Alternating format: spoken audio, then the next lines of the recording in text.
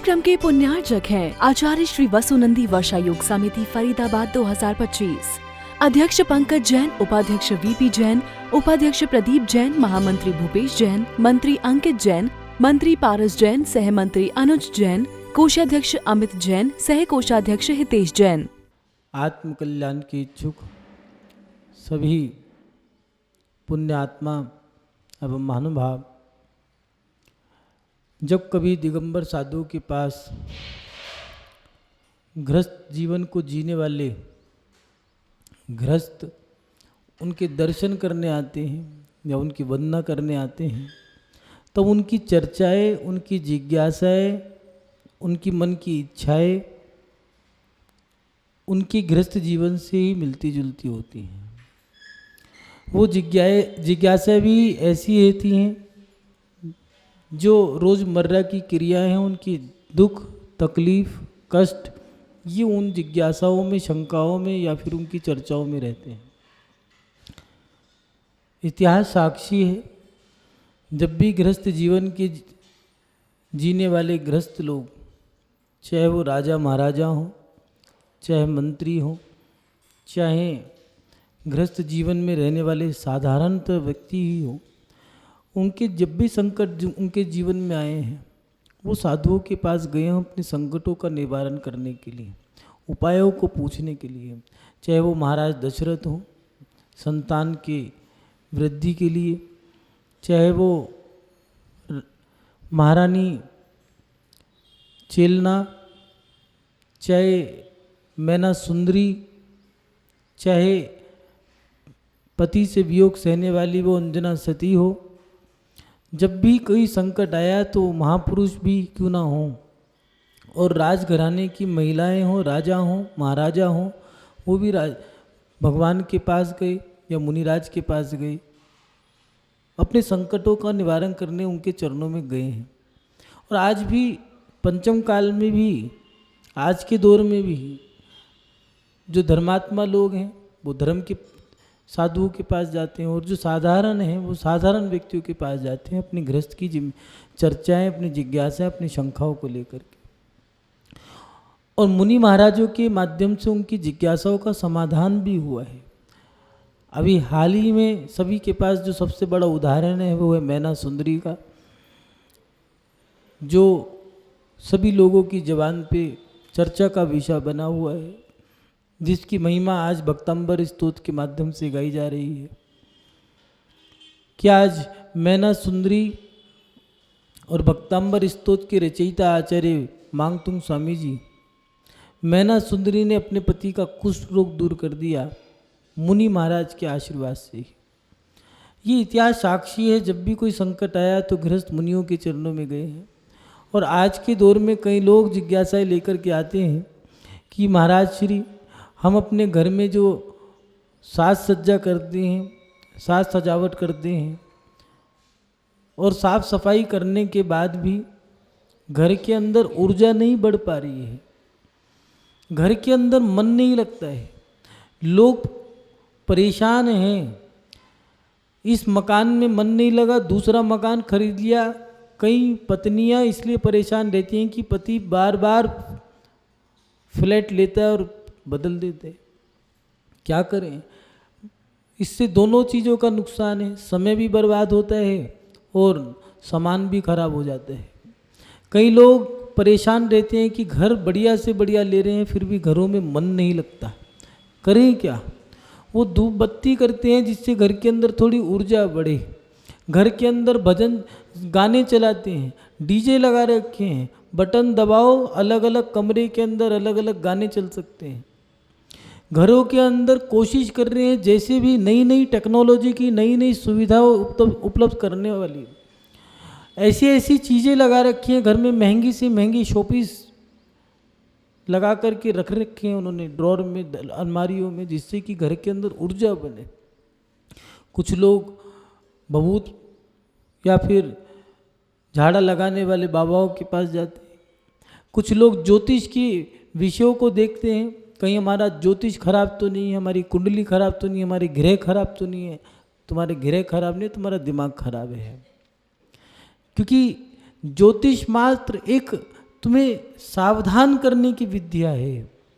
जैसे ज्योतिष में दिए हैं 7 वार होते हैं, 9 ग्रह होते हैं, 12 राशि होती हैं, 12 घर होते हैं, अलग अलग ग्रह होते हैं, शत्रु ग्रह, मित्र ग्रह, उच्च ग्रह, नीच ग्रह, मेष, वृष, मिथुन, कर्क, सिंह, कन्या, तुला, वृश्चिक, धनु, मकर, कुंभ, मीन, ये 12 राशियां 9 ग्रहों में आपस में इनमें द्वंद्व होता रहता है।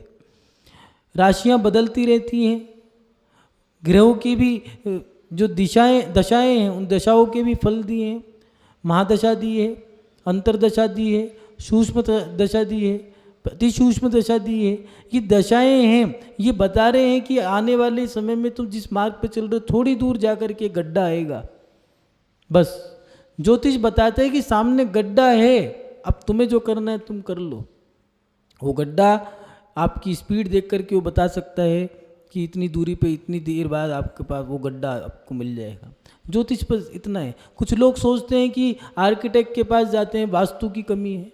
आज मकानों के अंदर कंस्ट्रक्शंस का काम चलता रहता है, मंदिरों में भी ऐसा नहीं है, समाज के अंदर घरों में ही हो, मंदिरों में भी कभी ये दीवार उतार दी, कभी वो दीवार चढ़ा दी, कभी जीना इधर से घुमाओ, कभी जीना उधर से घुमाओ, लोग परेशान हैं। वास्तु की विद्या हमारा घर जो है उसके अंदर ऊर्जा नहीं लाएगी। घर की ऊर्जा आएगी कैसे? वास्तु मकान जब बनाते हैं उस समय दिया है कि अच्छी तरीके से आप वास्तु के एक अनुसार मकान बनाएं। आर्किटेक्ट से एक नक्शा पास करें, नक्शा पास करा करके फिर आप उस नक्शे के अनुसार आप मकान बनाएं। बुरी चीज़ों को बुरी जगह रखें, अच्छी चीज़ों को अच्छी जगह रखें। अग्नि को अग्नि कोण में रखें, पूर्व दिशा, उत्तर दिशा, ईशान दिशा खाली रखें। वायव्य दिशा में आप जो जाने वाली वस्तुएं वो रखें। नैऋत्य में, दक्षिण में, पश्चिम में मुखिया का स्थान दिया है, यहाँ ठोस वस्तुएं रखें। अधो और उधो जो दिशाएं हैं वो खाली रखें। ये 10 दिशाएं जो दी हैं, आचार्य आदिनाथ भगवान ने 10 दिशाओं का उल्लेख किया। आचार्य पूजपा स्वामी जी ने स्टोप देश में भी 10 दिशाओं का उल्लेख किया। विश्वकर्मा स्वामी जो आदिनाथ भगवान के पुत्र थे उन्होंने वास्तु का उल्लेख किया, वास्तु विद्या लिखी। आचार्य यति विश्व स्वामी जी ने त्रिलोकपन्नति में वास्तु का उल्लेख किया, समोशरण का पूरा उल्लेख किया। कहाँ पर क्या क्या चीज़ें रखनी है ये सब चीज़ बताई हैं, लेकिन मात्र वस्तुओं को रखने से घर की ऊर्जा नहीं बढ़ेगी। कुछ लोग वास्तु पे दुनिया भर का पैसा खर्च कर देते हैं और ज्योतिष के बाद घर का नाम अगर के से लिखना है तो के नाम लिखवा दिया, के जैन, आर तो आर करके ही उनने काम शुरू कर दिया है। उसने नंबर बताया है तो 8 नंबर, तो 8 नंबर पे ही काम करना है, लेकिन तुम्हारा नंबर काम नहीं करेगा। याद रखना, घर की ऊर्जाएं वास्तु और ज्योतिष से नहीं बढ़ती हैं। ज्योतिष हमें सावधान करने वाला है और वास्तु हमारी एक व्यवस्था बनाने वाला है। घर की ऊर्जा बढ़ेगी कैसे? आज के लोग परेशान हैं। जब भी कोई त्यौहार आता है, चाहे होली हो, रक्षाबंधन हो या दिवाली हो, लोग घरों की सफाइयाँ करते हैं। घरों के अंदर कूड़ा करकट निकाल देते हैं और कहते हैं कि घर में सफाई करने के बाद भी घर की लड़ाई ख़त्म नहीं होती। घर के अंदर फिर वही जो ढाक के 3 पात जो है सो है। करें क्या? तो महानुभाव, घर के अंदर ऊर्जा बढ़ाने के लिए दिया है। आचार्य ने कुछ सूत्र बताए हैं। जैन धर्म में हर जिज्ञासा का समाधान हमारे आचार्यों ने बड़े सटीक तरीके से किया है और प्रमाणिक किया है, पौराणिक किया है। जैन धर्म में बताया है कि हम अपने घरों की ऊर्जा कैसे बढ़ाएं। घरों की ऊर्जा बढ़ाने के लिए आचार्यों ने बहुत सटीक दिए हैं सूत्र, क्योंकि दिगंबर साधु के कक्ष में आकर के या भगवान के मंदिर में आकर के बड़ा मन लगता है, वहाँ ऊर्जा बहुत अच्छी होती है। जब वास्तु में दिया है तांबे की छड़ को, जहाँ पर ऊर्जा है उस दिशा की ओर आपको जो लग रहा है कि ऊर्जा यहाँ है तो उस दिशा की ओर उस छड़ को कर दो, तो छड़ उस दिशा की ओर अपने आप उठ के चली जाएगी। ये आर्किटेक्ट जानते हैं इस बारे में। साधु की जो स्थान है, साधना करने का स्थान जो है, वहाँ पर बड़ी ऊर्जा रहती है। कारण क्या है? जहाँ भगवान का मंदिर है वहाँ बड़ी ऊर्जा रहती है। कभी कभार हमें सरकारी दफ्तरों में बड़ी ऊर्जा दिखती है। हम सोचते हैं कि आर्किटेक्ट के अकॉर्डिंग हम भी एक वो बना लें अपना अच्छा सा मकान। देखिए, इतने ही मात्र से नहीं ऊर्जा आएगी। ऊर्जा के लिए कुछ उपाय दिए हैं। घर में सबसे पहले घर के अंदर दिया है कि घर में रहने वाले जो लोग हैं वो अनुशासित होने जरूरी है। अगर वो अनुशासित नहीं होंगे तो घर के अंदर ऊर्जा नहीं आएगी। मुस्लिम धर्म में दिया है कि जो देर तक सोता है, सुबह 8 बजे तक उठता है, वो व्यक्ति नशेद है। जैन धर्म में दिया है, हिंदू धर्म उसको नास्तिक कहते हैं, और जैन धर्म में दिया है वो प्रमादी है, और प्रमादी व्यक्ति कभी भी ऊर्जावान नहीं हो सकता। इसलिए घर में रहने वाला जो व्यक्ति है, उस घर के जो सदस्य हैं, माता पिता, बेटा बेटी, सास बहू, पति पत्नी, चाचा ताऊ, दादा दादी, छोटे से लेके बड़े तक सभी को अपनी दिनचर्या अनुशासन बनाना होगा। सुबह जागने से लेकर के रात के सोने तक की पूरी दिनचर्या आपको अनुशासित करनी होगी, तब जाके आपके घर में ऊर्जा आएगी। क्योंकि अगर आप नहीं जल्दी उठोगे, नहीं जल्दी सोओगे, तो कहीं ना कहीं चिकचिकबाजी रहेगी, लड़ाई रहेगी, कलेश रहे। इन सब चीज़ों के पीछे एक के बाद एक क्रिया जुड़ी है। आप देर से उठोगे, पत्नी चिल्लाएगी, माँ चिल्लाएगी, और चिल्लाने के बाद वो दो बात कहेंगी, चार आप कहोगे, आपस में लड़ाई होगी, सुबह सुबह घर में कलह हो गए, लड़ाई हो गई, घर की ऊर्जा कहाँ से बनेगी? ना चिकचिकबाजी रहती है, वहाँ पर ऊर्जा नहीं आ सकती। इसलिए जिस घर के अंदर अनुशासित हो, मर्यादित हो लोग, उस घर के अंदर अपने आप ऊर्जा आनी शुरू हो जाती है।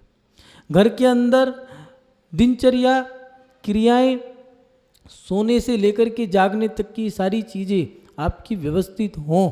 अगर नहीं होगी तो याद रखना, जिस घर के अंदर लोग देर से उठते हैं और देर से सोते हैं, जिस घर का अनुशासन ही नहीं है, वो घर कभी ऊर्जावान नहीं हो सकता। ना ही कभी ऐसा भी होता है कि दो महिलाएं किसी गरीब के घर 4 घंटे बैठ के भी आ जाते हैं, मन नहीं करता घर जाने का। और किसी व्यक्ति का मकान बहुत बड़ा है, वहाँ बैठने का मन नहीं करता, जी करा चलो जो कहना है कह के जल्दी से निकल जाओ। उसको भूत बंगला कहते हैं। और एक गरीब की कुटिया बड़ी अच्छी लगती है। जहाँ अनुशासन है, मर्यादा है, वहाँ पर हमारा मन लगता है। तो महानुभाव, पहली बात यह है कि सबसे पहले घर में रहने वाले लोग अनुशासित हों, मर्यादित हों।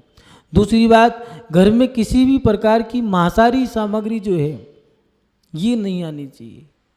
वास्तु में दिया है कि शमशान में जो भी, अगर शमशान की जो भूमि है वो इतनी अपवित्र होती है कि अगर कोई व्यक्ति वहाँ बैठ जाए तो उसके परिणाम नियम से खराब होंगे। और यहाँ तक दिया है कि वास्तु में तो इतना दे दिया कि जिस मकान के नीचे कोई कंकाल गड़ा है, कोई हड्डी या कोई मल गड़ा है, खून पड़ा हो, हड्डी हो, कंकाल हो, कलेवर हो, अगर ये चीज़ें पड़ी हैं तो वो मकान कभी ऊर्जावान नहीं हो सकता, वो भूमि कभी ऊर्जावान नहीं हो सकती। उस पे जो मकान बना है उसमें ऊर्जा नहीं आ सकती। और जिस मकान के अंदर मांस का सेवन हो, जो व्यक्ति मांस भक्षण करते हो, उस मकान के अंदर कैसी ऊर्जा आएगी? मांस खाने वाले व्यक्ति में ही ऊर्जा नहीं होती, और जो जहाँ रहते हैं, देखना आप प्रैक्टिकल करके देखना एक बार। जो शाकाहारी ढाबे हैं या होटल हैं, आप वहाँ बैठ के देखना, भोजन मत करना, आप मात्र वहाँ बैठ के देखना। शाकाहारी ढाबों पे या होटलों में या शाकाहारी स्थान पे आपको बैठ के कैसा लगता है, और मांसाहारी जो दुकानें हैं, मांसाहारी जो होटल हैं, ढाबे हैं, जो स्थान हैं, वहाँ पर आप जहाँ मांस कटता है, मांस बनता है, वहाँ बैठ के देखना आपका मन कैसा होता है। वास्तु में दिया है कि जिस घर में मांस का भोजन होता है, सेवन होता है, उस घर के अंदर कभी भी ऊर्जा नहीं आ सकती। इसीलिए घरों के अंदर अंडा, मांस, शराब या फिर ये अपवित्र वस्तुएं जो हैं ये नहीं आनी चाहिए। पहले के लोग घरों के अंदर शुद्ध सामग्री लेके आते थे। जूता चप्पल भी घर के बाहर उतारते थे। आज लोग घरों की रसोइयों में चप्पल ले जाने लग गए। उनसे कहते हैं कि चप्पल नहीं ले जाने चाहिए। उनकी सास अगर उनके ससुर या उनके बड़े बुजुर्ग टोकते तो कहते चप्पल ले जाने में दिक्कत क्या है? भैया अगर दिक्कत नहीं, तुम्हें परेशानी क्या बाहर उतारने में? कहते वो तो शुद्ध है, चप्पल रबड़ की है, दिक्कत क्या है इसमें? तो एक काम करो, रोटी के साथ थाली में रख के उसको भोजन कर लो ना, दिक्कत क्या आ रही है? जब शुद्ध है तो थाली में रख लो, क्या है, रबड़ की तो है, रोटी इसके ऊपर रख के खा लो ना। अब अशुद्ध हो गई। महानुभाव, जो चीज़ अपवित्र है उनको जब आप घर में लाओगे तो उससे आपका घर जो है वो अपवित्र होगा। अब अपवित्र होगा तो उसकी ऊर्जा खत्म होगी। इसलिए घर के अंदर मांसाहारी सामग्री नहीं आए तो ये अच्छा है। पहले घरों में आलू, प्याज, लहसुन ऐसी चीज़ें भी घरों के अंदर नहीं आती थी। घर को बाहर लिखा होता था पवित्र भवन, मार्त भवन, पितृ भवन या फिर सदन लिखे होते। श्रद्धा सदन, पवित्र सदन, ये लिखा होता था घरों के बाहर। आज भी कई घरों के बाहर लिखा है कि इस घर में प्रवेश करना है तो रात्रि में आपको पानी और भोजन नहीं मिलेगा। हरियाणा का नूह जिला है, उसमें एक परिवार है, घर के बाहर दीवार पे लिखा है कि रात्रि दिन छिपने के बाद भोजन नहीं मिलेगा, आप अनुसार ही, इसके अनुसार ही, नियम के अनुसार प्रवेश करें। पानी भी नहीं पूछते रात को जाने वाले को। पहले के घरों में आलू प्याज लहसुन नहीं होता था, घरों के अंदर ऊर्जा होती थी, बड़े बड़े परिवार होते थे, दादा बेटा पोता पड़पोता सड़पोता 4-4 5-5 पीढ़ी देख लिया करती थी, लंबी उम्र होती थी। आज के लोग घरों के अंदर आलू प्याज लहसुन ये तो लेके आते ही हैं, अंडे की वस्तुएं भी लेके आ रहे हैं और पूछ रहे हैं अंडा खाने से पाप क्या लगेगा। और कई लोग तो ऐसे तर्क कुतर्क करते हैं कि कहते हैं अंडा तो आजकल बिना मांस का भी अंडा आने लग गया है। ये बताओ कौन सी महिला ने बिना मांस का बच्चा पैदा किया है? अंडा बिना मांस का हो कैसे सकता है? अगर बिना मांस का अंडा है तो वो अंडा नहीं है, फल है। और अगर जीव है तो वो फल नहीं, वो अंडा है, वो मांस है। महानुभाव, हमारे घर को अगर हमें पवित्र रखना है, शुद्ध रखना है और ऊर्जावान रखना है तो घर के अंदर ये मांसाहारी सामग्री ना है। उसके साथ साथ ये तो घर की एक व्यवस्थाएं दी हैं, क्रिया चर्या अनुशासन दिए हैं। उसके बाद घर में ऊर्जा डालने की क्रिया जो मेन चीज़ है वो दिए हैं कि घर में समय समय पर धार्मिक अनुष्ठान होते रहे। पहले के घरों में पूरा 24 घंटे का एक दिन होता है और एक दिन के अंदर 1 घंटे का जाप अनुष्ठान हुआ करता था। चाहे वो हिंदू हो, चाहे मुस्लिम हो, चाहे सिख हो, चाहे ईसाई हो, चाहे जैन हो, चाहे बौद्ध हो, कोई भी धर्म, प्रत्येक धर्म के अंदर ये परंपरा थी कि कुछ देर के लिए घरों के अंदर भगवान की भक्ति, अल्लाह की शिकवत, गुरु की भक्ति, ये चीज़ें हुआ करती थी। जैन समाज में, जैन धर्म के लोग आज भी रात को 7 से 8 या 8 से 9, 9 से 10 सोने से पहले 1 घंटे का नमोकार का जाप करते। आज महिलाओं ने रूपरेखाएं बदल डाली, नहीं तो पहले एक महिलाओं का ग्रुप हुआ करता था, एक बैठक हुआ करती थी कि महिलाएं घर घर जाकर के भक्तंबर का पाठ किया करती थी, नमोकार का जाप किया करती थी और 10-15 लोग 5-5 10-10 मिनट बांट करके 1 घंटा पूरा ऐसे व्यतीत कर दिया करते। लेकिन लोगों ने सारी शक्लें बदल दी, सारा माहौल खत्म कर दिया, परंपराएं बदल डाली। उस पाठ को उन्होंने किट्टी पार्टी का नाम डाला, धंधा करते हैं, व्यापार कर डाला, उसको भ्रष्टाचार कर डाला। घरों के अंदर जो ऊर्जा के जो काम थे वो तो हमने खत्म कर दिया। आज घरों के अंदर चिक चिक बाजी है, घरों के अंदर कले हैं, लड़ाई है, झगड़े हैं, मारपीट है, मार काट है। जो हमारे अनुशासन थे, आचार्यों ने, हमारे पंचों ने, सरपंचों ने, समाज के व्यवस्थापकों ने जो व्यवस्थाएं बनाई थी, महिला और पुरुषों ने मिलकर के सब सत्यानाश कर डाला। पहले बड़े बुजुर्ग बच्चों के जन्मदिन पे बहन बेटियों को बुलाया करते थे, सबका भोजन हुआ करता था, अड़ोस पड़ोस कुटुंब परिवार सबको बुलाया करते थे।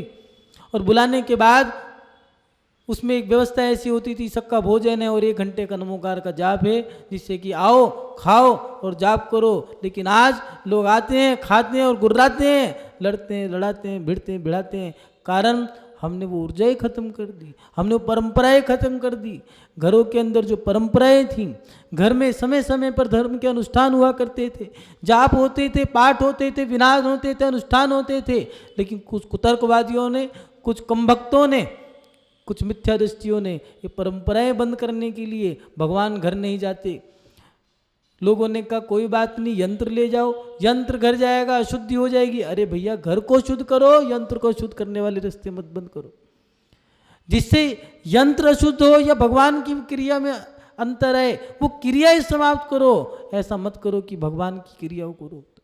लोगों ने क्या किया, रात्रि भोजन नहीं कर छोड़ सकते, मंदिर जाना छोड़ दिया, धर्म करना छोड़ दिया, लेकिन रात्रि भोजन नहीं छोड़ा। आज उसका रिजल्ट हमारे सामने है। महानुभाव, घर में समय समय में जो धर्म के अनुष्ठान हुआ करते थे, उन अनुष्ठानों से घर के अंदर ऊर्जा रहती थी। जहाँ बैठ जाते थे मन लगता था, बच्चे आपस में एक दूसरे से प्यार करते थे, वात्सल्य था, प्रेम था, ममता थी, समता थी, करुणा थी, क्षमा धन था, धर्मात्मा थे, संस्कार थे, श्रद्धावान थे, विवेकवान थे, करुणावान थे, ममता थी, समता थी, सारे गुण उनके अंदर थे।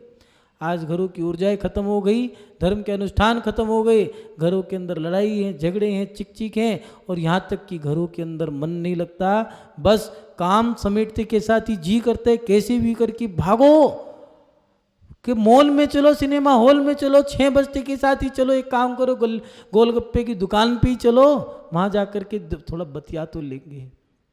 लोग पार्क में जा रहे हैं, गार्डन में जा रहे हैं घूमने के लिए, घरों से भागने के लिए तैयार रहते हैं, जब रात को सब सदस्य आ जाते हैं तब जाकर के थोड़ा सा मन लगता है, नहीं तो कहते हैं घर काटने को दौड़ता है। पहले के लोग घर की कोठरियों में बैठ जाया करते थे, आज घर काटता है, घर में महिला अकेली डरती है। पहले बड़ी बड़ी कोठियाँ हुआ करती थी, हवेलियाँ हुआ करती थी, लोगों का मन लगता था, क्यों? घर के अंदर ऊर्जा हुआ करती थी। मकान बनाने से पहले सोना गाड़ते थे, पारा डालते थे, रत्न डालते थे। आज सोने को लोकरों में बंद कर रखा है, सोना भी कहता है निकाल दो, गड्ढे में डाल दो, ऊर्जा दे दूंगा, छोड़ दो मुझे। महानुभाव, घरों के अंदर अगर ऊर्जा बढ़ानी है तो हमें ये उपाय करने पड़ेंगे। मात्र झाड़ू मार करके, घरों को साफ करके घरों की ऊर्जा नहीं बढ़ती। हम देखते हैं दिवाली के समय में लोग घरों के बाहर लाइट लगा देंगे, कागज़ की लड़ियाँ लगा देते हैं, झाड़ू पोछा मार देंगे, साफ सफाई कर देंगे। अरे झाड़ू पोछा मारने से कुछ नहीं होता, अंदर मनों के अंदर झाड़ू पोछा मारा नहीं मारा, मन तो आपके खराब पड़े हैं। त्योहारों को हमने चॉकलेट से जोड़ दिया। रक्षाबंधन आती है, किटकैट, पर्क, डेयरी मिल्क, दुनिया भर के हम डब्बे उठा करके भाई बहन को दे देता है, बहन भाई को दे देती है, दोनों का हिसाब बराबर हो गया। 25 रुपये का धागा बांधा, 50 रुपये का भाड़ा लगा, 500 रुपये का डब्बा लाई, भाई ने कहा 1100 रुपये तेरे, 1100 का 1000 का सामान लाई, चल 2100 रुपये तेरे, उसमें से बोल दिया 500 रुपये बेटे के भी याद रखना। बहन ने भी हिसाब लगा लिया, 2100 रुपये देगा तो एक काम करना, काजू की बर्फी रहने दे, रसगुल्ले का डब्बा लेके जाऊंगी, सस्ता पड़ेगा। व्यापार कर दिया हमने, त्योहारों को खत्म कर दिया, बिल्कुल सत्यानाश कर दिया। दिवाली का त्योहार एक ममता का था, समता का था, महावीर का धर्म था। महावीर भगवान को मोक्ष हुआ था कि लोग लड्डू चढ़ाया करते थे, कि लड्डू चढ़ेगा तो हम भी भगवान का ये कल्याणक बड़े उत्साह और महोत्सव से मनाएंगे। हे भगवान, जैसा ये लड्डू है गोल है, ऐसी दुनिया गोल है। हम आपके चरणों में लड्डू इसलिए लाडू चढ़ाते हैं, एक तो उत्साह के मीठा लाडू चढ़ाते हैं कि मोक्ष आपको प्राप्त हुआ, खुशी मनाते हैं। और ये भगवान, इस संसार का ये जो भ्रमण है, गोल गोल चक्र है, इसको आपके चरणों में चढ़ाते हैं, हमारे भी इस संसार का नाश हो। लेकिन लोगों ने त्योहारों की परंपराएं बदलती। त्योहार के दिन ही किट्टी पार्टी, त्योहार के दिन ही सिनेमा हॉल, त्योहार के दिन ही मौज मस्ती, त्योहार के दिन ही बार और कैसीनो में जाने लग गए हैं। अरे त्यौहार मनाने के तरीके नहीं हैं, ये भोग विलासता कहते हैं, इसे अय्याशी कहते हैं, इसे पाप कर्म कहते हैं, भोगने के बाद नरक जाते हैं। महानुभाव, घरों के अंदर धांधलियाँ होने लग गई हैं, मकानों को मकान नहीं सराया बना दिया है, धर्मशाला बना के रख दी हैं। उन मकानों के अंदर अगर ऊर्जा डालनी है तो आपको अपने घरों के अंदर अनुष्ठान करना होगा। जाप अनुष्ठान हो, हवन हो, विधान हो, इनके माध्यम से घरों के अंदर ऊर्जा आती है। इतिहास साक्षी है, रामचंद्र जी ने विश्व शांति महायज्ञ किया था, राजा बसु ने विश्व शांति महायज्ञ किया था, और भी राजा महाराजाओं ने यज्ञ किए थे, हवन किए थे, अनुष्ठान किए थे। इनसे घरों में ऊर्जाएं आई थी। और आज घरों के अंदर हरी हरी बोतलें चलती हैं, कसाईयों की आरियाँ चलती हैं, जीव कटते हैं, कितने मुर्गी के बच्चे मर जाते हैं। हमें तो मात्र केक काटने से मतलब है, हैप्पी बर्थडे टू यू, सामने वाला कहता है हैप्पी बर्थडे टू यू, और वो कहता है थू थू थू, और फूक मार करके सबको थूक करके खिला देता है, लो आओ खाओ और गुर्राओ, जाओ चाटो मेरा थूक। ऐसा है नई जमाने की परंपरा वाला त्यौहार। महानुभाव, घरों के अंदर ऊर्जा डालनी है तो हमें घरों के अंदर अनुष्ठान करने होंगे, और उसके साथ साथ घरों के अंदर जो दिए हैं अतिथि के चरण डालना, ये जरूर दिया। आचार्य कुंद स्वामी ने दिया है, दानम पूजा मुखम, दान करो। आचार्य समन्वत स्वामी ने दिया, दान वैयावत्ती में लिया, औषध वैयावत्ती, उपकरण वैयावत्ती, आहार वैयावत्ती, अभय वैयावत्ती, साधु की वैयावत्ती। अतिथि के चरण, कुछ लोग जमाई को अतिथि कहते हैं, जमाई अतिथि नहीं है, जमाई मेहमान है। वो तुम्हारा जमाई हो सकता है, मेहमान हो सकता है, तुम्हारी पत्नी का, बेटी का पति हो सकता है, कुंवरसा कह सकते हो, लेकिन अतिथि जिनके आने की तिथि और जाने की तिथि नहीं होती थी उनको अतिथि कहते हैं। ऐसे वो अतिथि अगर किसी के घर में जाते हैं तो वो घर पवित्र हो जाता है, ऊर्जावान हो जाता है। बंजर जमीन भी अतिथियों के चरण रखने से महानुभाव फलदायी हो जाती है। वास्तु में दिया है शमशान की जमीन भूमि सबसे अपवित्र होती है, और वर्तमान युग के ग्रंथों में जैन धर्म के इतिहास में दिया है उस शमशान की भूमि पर अगर दिगंबर साधु साधना कर ले तो 6 ऋतुओं के फल एक साथ लग जाते हैं। इसलिए दिगंबर साधु को विशेष अतिथि का महानुभाव। घरों के अंदर ऊर्जा डालनी है तो पहले की बूढ़ी महिलाएं अनपढ़ हुआ करती थी। आज हमें इस बात का दुख है कि नई नौजवान पीढ़ी, नई महिलाएं जो पीढ़ी खड़ी हो गई है पैरों पे, जो पढ़ लिख करके बड़ी हो गई है, ऐसी वो महिला नौजवान, वो पढ़ी अनपढ़ वृद्ध महिलाएं जो थी, हमें आज दुख है इस बात का कि पढ़ी लिखी महिलाएं जो हैं उनके आगे एक कौड़ी की नहीं है। वो बड़ी बुजुर्ग महिलाएं जो थी वो कहा करती थी कि पहले मुनि महाराज भोजन करेंगे, 9:30 बजे तक का मुनि महाराज का आहार दान का समय हुआ करता था। आहार का समय हुआ था तो मुंह में पानी की बूंद भी नहीं डालती थी, कहती थी प्राण चले जाएंगे लेकिन हम अभी पानी नहीं पिएंगे। क्यों? क्योंकि हमारा गुरु भूखे हैं, उन्होंने अभी ग्रास भी नहीं लिया। और उपवास होता था तो कहती थी आज मेरे गुरु का उपवास है तो हम एक टाइम भोजन करेंगे। क्यों? क्योंकि आज गुरु भूखे हैं। महानुभाव, घरों के अंदर ऊर्जा जो है सत्संग कराने से, चौका लगाने से, अतिथि को पड़गाने से घरों के अंदर ऊर्जा आती है। घरों की सफाई करके, घरों के अंदर झाड़ू मार के, पोछा मार के लोग सोचते हैं कि फर्श चमका दो, पत्थर लगा दो, कोटा स्टोन लगा दो, अटेलियन लगा दो, बढ़िया से बढ़िया टाइल लगा दो। इनको घरों को चमकाने से, पत्थर लगाने से घर नहीं ऊर्जावान बनते। घरों के अंदर जान डालनी पड़ती है। संख्या बढ़ाने से घरों में ऊर्जा नहीं आती, घरों के अंदर प्राण डालने पड़ते हैं, उनके अंदर साधना करनी पड़ती है। 4 दीवारी खड़ी करने से घरों में ऊर्जा नहीं आती। दीवारी तो वेश्याओं के यहाँ भी होती है लेकिन ऊर्जा महात्माओं के यहाँ मिलती है। महानुभाव, अपने जीवन में घर में रहने वाले प्रत्येक व्यक्ति आपसे जरूर विशेष ये बात कहेंगे, इसको जरूर ध्यान में रखें।